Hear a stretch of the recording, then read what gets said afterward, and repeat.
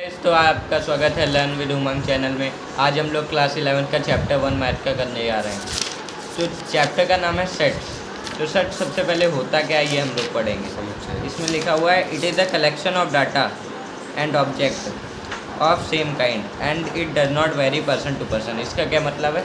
इसका मतलब ये एक ऐसे डाटा का कलेक्शन होता है, कोई भी डाटा का कलेक्शन जो एक तरीके का डाटा हो, ये नहीं कि हर तरीके का मिक्स कर दिया गया। एक तरीके के डाटा का कलेक्शन होना चाहिए और ये पर्सन वेरी टू वेरी, मतलब कि हर आदमी अलग अलग ना बताए। जैसे कि ए पैक ऑफ 52 कार्ड, अगर 52 कार्ड के पत्तों में, तो किसी भी आदमी से आप पूछेंगे 52 ही पत्ते बताएगा। तो ये क्या हो गया? एक सेट हो गया। इसमें लिखा हुआ है sets are well defined collection. Well defined यही होता है कि वो डिफाइंड है, प्री डिफाइंड है, किसी भी वो चेंज नहीं होगा, पर्सन टू पर्सन वेरी नहीं करेगा। ठीक, उसके बाद अब हम लोग आएंगे रिप्रेजेंटेशन ऑफ सेट। सेट को हम लोग रिप्रेजेंट कैसे करते हैं? ठीक, इसको हम लोग ऐसे लिखते हैं जनरली, ये रोस्टर फॉर्म में लिखा हुआ है। एक एग्जांपल दे रहा हूँ। ये जो कैपिटल से लिखा जाता है इसको सेट का नेम कहते हैं। ए स्मॉल लेटर से एलिमेंट जो होते हैं ए आई ओ यू, ये एग्जांपल है जैसे, तो ये स्मॉल लेटर्स में लिखे आते हैं। ठीक, sets are written in 2 form, roster form और सेट बिल्डर फॉर्म। 2 फॉर्म में सेट को लिखा जाता है। In roster and tabular form all element are set are being separated by the comma and enclose with middle bracket. इसमें क्या होता है, अगर रोस्टर फॉर्म में हम लोग लिखते हैं तो एलिमेंट जो होते हैं कॉमा से सेपरेट किए जाते हैं और ये इनक्लोज ब्रैकेट जो इस तरीके का होता है, इन ब्रैकेट से उनको हम लोग बंद कर देते हैं। और आपको बताया था जो नेम होता है वो कैपिटल लेटर में होता है और एलिमेंट स्मॉल लेटर में लिखे जाते हैं। ठीक, तो अब हम लोग इसका सेकंड टाइप पढ़ेंगे, सेट बिल्डर फॉर्म। हाँ, तो सेकंड टाइप हम लोग स्टार्ट कर रहे हैं, सेट बिल्डर फॉर्म। इसमें क्या लिखा हुआ? Defining A set by the only है प्रॉपर्टी ऑफ एलिमेंट है। एलिमेंट की प्रॉपर्टी को हम लोग डिफाइन करते हैं डिफिनीशन की फॉर्म में, मतलब कि हम लोग उसको लिखते हैं। किस प्रकार से? हम लोग उसको लिख कर डिफाइन करते हैं। इसमें हम लोग क्या करते थे, इसमें हम लोग ज़्यादा लिखते नहीं हैं, इसमें लैंग्वेज का यूज़ किया जाता है। जैसे कि x column x is a vowel in alphabet, यही चीज़ ये यही लिखी है, बस ये लैंग्वेज फॉर्म में है और वो रोस्टर फॉर्म में है। लैंग्वेज फॉर्म इसमें एक्स ये जो पहला वाला है ये आपके एलिमेंट को रिप्रेजेंट करता है, ए ई आई ओ यू को, और ये कॉलोन लगाया जाता है बीच में। और वॉवेल जो होता है ये वो ए जो होता है सब, ये एलिमेंट की प्रॉपर्टीज़ को क्या करता है? रिप्रेजेंट करता है।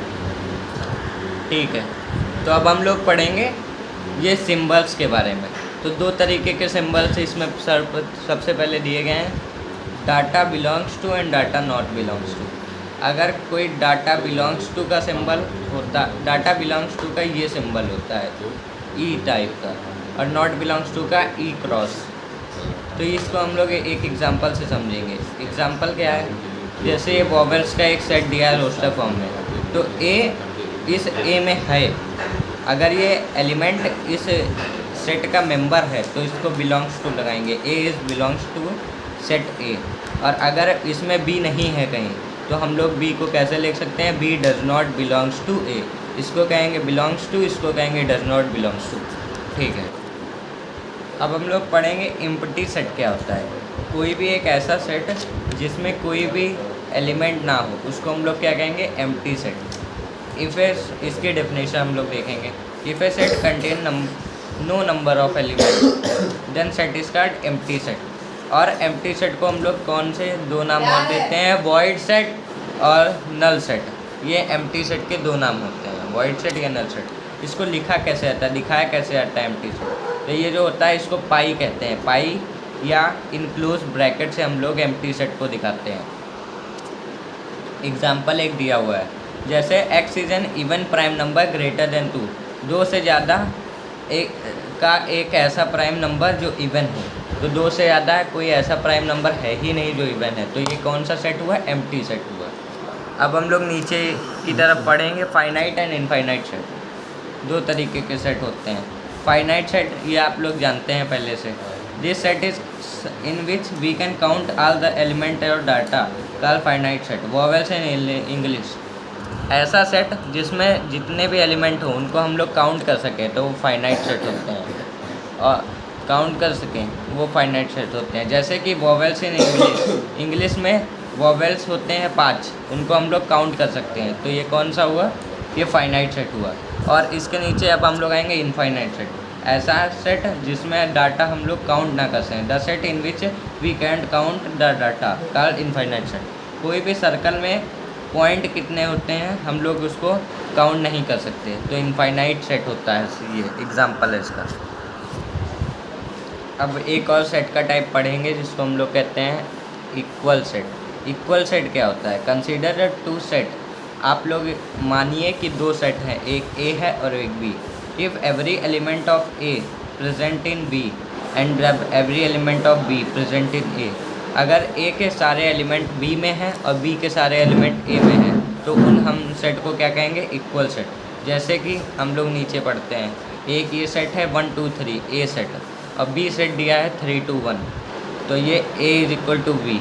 अब ये इक्वल क्यों हुआ, इसमें कोई भी सेट आगे हो सकता है, कोई भी सेट पीछे हो सकता है, वो दोनों सेट इक्वल ही कहलाएंगे, इसीलिए इन सेट को हम लोग क्या कहेंगे, इक्वल सेट। ठीक है, तो अब हम लोग पढ़ेंगे सबसेट। सबसेट ये बहुत ही इंपॉर्टेंट टॉपिक होता है, बहुत बच्चों को इसमें दिक्कत रहती है। इस set A is set to be subset of B if the every element of A is also the element of B. देखो, अगर ए के सारे एलिमेंट बी सेट में प्रेजेंट हैं तो ए सेट को हम लोग क्या कहेंगे, बी का subset. A is the subset of B, ये सिंबल क्या होता है, ये सिंबल सबसेट का सिंबल होता है, सबसेट को इससे डिनोट करते हैं। तो अगर फिर से समझ लेंगे कि अगर ए के अंदर बी के सारे एलिमेंट हैं तो ए क्या होगा, बी का सबसेट ए होगा। ठीक, A is the subset of B, A B का सबसेट होगा, बी ए का सबसेट नहीं होगा। ठीक, ए बी का सबसेट होगा, इसको हम लोग सबसेट कहेंगे। और सबसेट को हम लोग डिनोट किस चीज़ से करते हैं, वो सबसेट को हम लोग डिनोट करते हैं ये वाले सबसेट के सिंबल से। और इसमें क्या लिखा हुआ है, pi is the subset of every set. जो पाई होता है, पाई मतलब बताया मैंने, जिसको हम लोग नल सेट कहते हैं, तो ये जो होता है ये हर सेट में प्रेजेंट होता है। ठीक है, ये सारे सेट के अंदर प्रेजेंट होता है।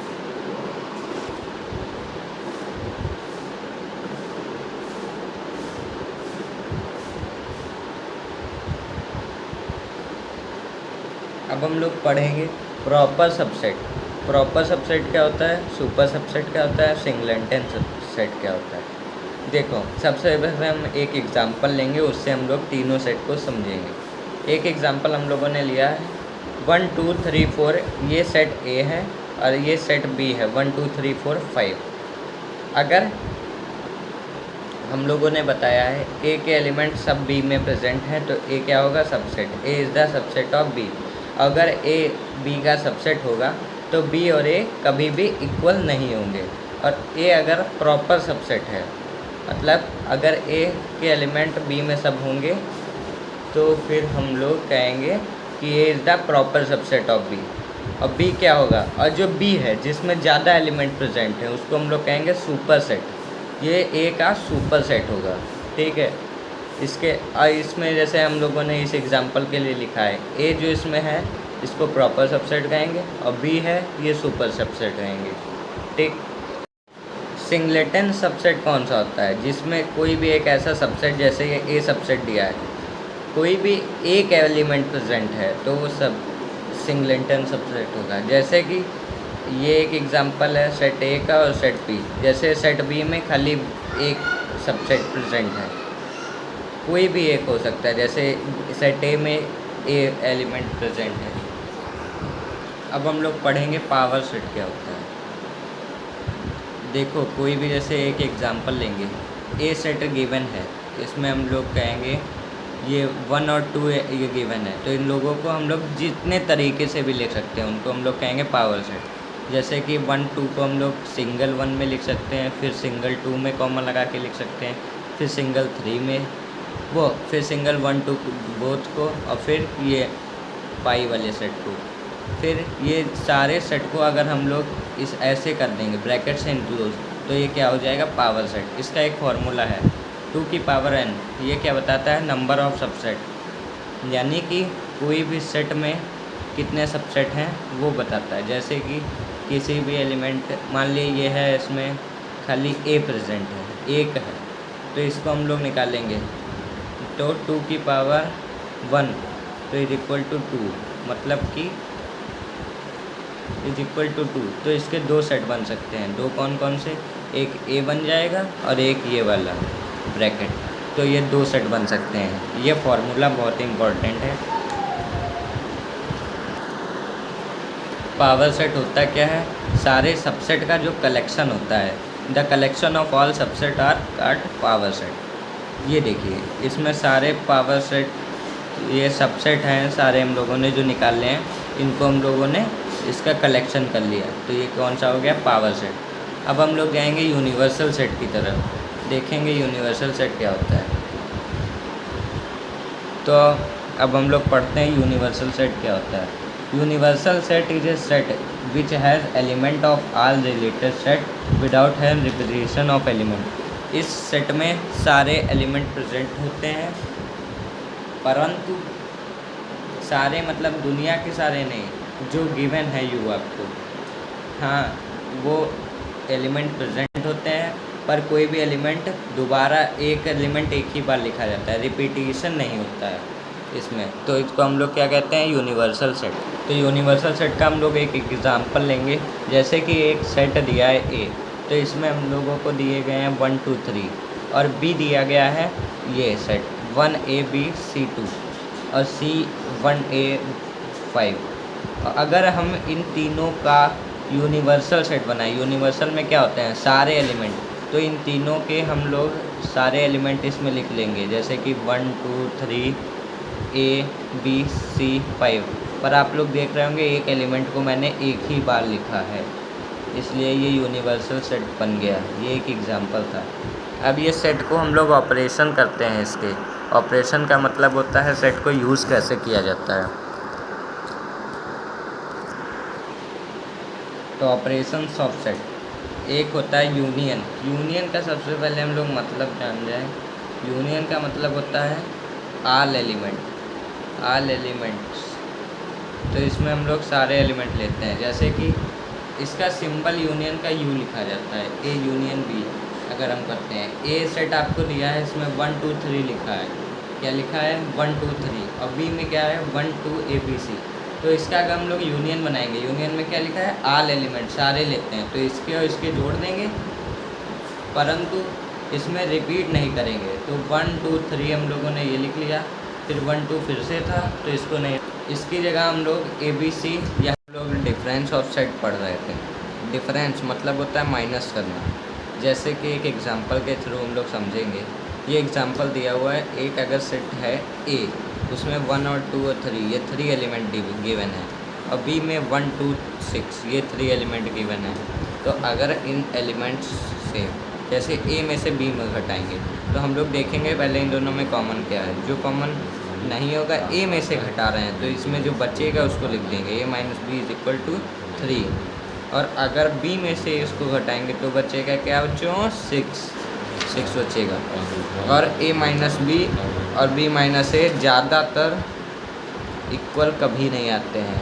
कुछ चांसेस ऐसे हो सकते हैं कि ये फार्मूला गलत हो जाए, वैसे ये सही रहता है। वेन डायग्राम क्या होते हैं, देखो, relationship between sets are represented by diagram which are called Venn diagram. देखो, जो सेट्स होते हैं उनको हम लोग जो डायग्राम की फॉर्म में रिप्रेजेंट करते हैं उनको हम लोग क्या कहते हैं, वेन डायग्राम। वेन डायग्राम ये यू क्यों बनाते हैं, यूनिवर्सल सेट, क्योंकि इस यू के अंदर ही सब कुछ आता है। जैसे आपको एक एग्जांपल लेना है कि ये यूनियन बी का, तो ए बनाया बोला, फिर बी का बनाया। यूनियन में क्या होता है, दोनों कॉमन, तो दोनों को सेट कर दिया, रेस्ट ऑफ पार्ट सेट नहीं होगा। अगर आपसे पूछता है ये कॉम्प्लीमेंट, ये हम बाद में पढ़ेंगे, तो ये सेट होगा, ये सेट नहीं होगा, ठीक है। इसके बाद ये नीचे फार्मूला आता है। ये फार्मूला का यूज़ होता तो ज़्यादा नहीं है, पर ये फार्मूले आपको खाली रट लेने हैं, खाली याद करने हैं फार्मूले। ये 3 फार्मूले याद करने हैं। इन फार्मूले से हम लोग चेक करते हैं कि ये सेट है या नहीं है। ठीक, ये सेट को बताने के फार्मूले होते हैं। अब हम लोग इसके कुछ लॉज पढ़ेंगे। लॉज क्या होते हैं? लॉज होते हैं मतलब कानून, इसके नियम व शर्तें पढ़ेंगे। कम्युनिकेटिव लॉ, ये एक ऐसी लॉ होती है जिसमें अगर कहते हैं ए यूनियन बी है तो उसका क्या होगा, बी यूनियन ए। और यही लॉ चलती है इंटरसेक्शन में। अगर ए इंटरसेक्शन बी है तो उसको लिखेंगे बी इंटरसेक्शन ए, दोनों इक्वल आएंगे। एक लॉ होती है एसोसिएटिव लॉ, इसमें अगर A union B union C है तो उसको कैसा, वो बराबर होगा A union B union C के। ठीक, ऐसे इंटरसेक्शन में होता है। इम्प्रूवमेंट लॉ, ये इम्पोर्टेंट है, भूल जाते हैं बच्चे। ए यूनियन ए, अगर ए यूनियन ए है तो उसकी वैल्यू क्या होगी, ए के इक्वल होगी। और इंटरसेक्शन ए, ये भी ए के इक्वल होगी। इस लॉ को क्या कहते हैं, इम्पेटेंट लॉ। इम्पेटेंट लॉ। इंटरवल नहीं है हमारे में तो हम लोग नहीं पढ़ेंगे। कॉम्प्लीमेंट ऑफ सेट एक टॉपिक है इम्पोर्टेंट, जो आपको बताया था वेन डायग्राम ऐसे। तो अगर ये रिप्रेजेंट है तो ये तो ए है, और अगर कॉम्प्लीमेंट ए का पूछा है तो ए डैश। ए डैश क्या होता है, ये नहीं, ये जो रेस्ट ऑफ पार्ट है आसपास का, ये जो शेडेड पास है आसपास का गोले के, इसको कहेंगे कॉम्प्लीमेंट। ठीक, इसको कैसे निकालेंगे, अगर कोई यूनिवर्सल सेट दिया है 1 2 3 4 5 और ए दिया है 1 2 3, तो इसमें कॉम्प्लीमेंट क्या होगा, कॉम्प्लीमेंट की एक और होती है, A dash is equal to U minus A. ये इसका फॉर्मूला होता है, इससे ए निकल आएगा। ठीक, तो यहीं के साथ हमारा ये चैप्टर ख़त्म होता है। Thanks for watching. कृपया हमारे चैनल को आगे बढ़ाएं और बहुत बहुत धन्यवाद। और